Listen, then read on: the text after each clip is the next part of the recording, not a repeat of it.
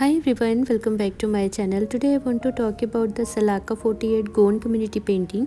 This painting is a beautiful representation of the Gond tribe's culture and tradition. The Salaka 48 Gond community painting depicts the daily lives of the Gond tribes, including their hunting and gathering practice, farming techniques and spiritual belief. The painting is made up of intricate design and pattern that are unique to the Gond tribes.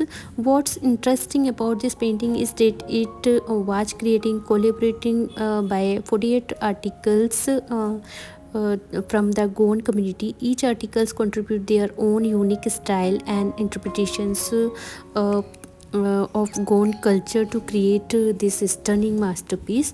This painting is not only a beautiful work of art, but it also serves as a way to preserve and celebrate the Gond tribe's heritage.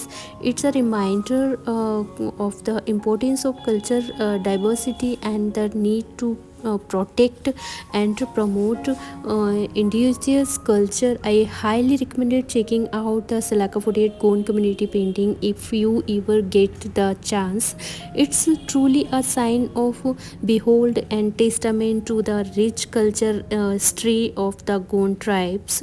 So, one of the most popular subject in Gond art is animals, and I want to focus on three in particular. So, the peacock, elephant, and tiger. The peacock is often depicted with its feathers spread out and creating a stunning display of colors.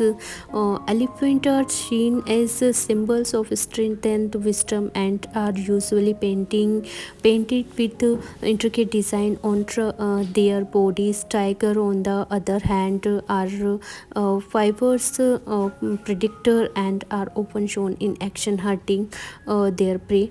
But it's not just these animals that are popular in Gond art.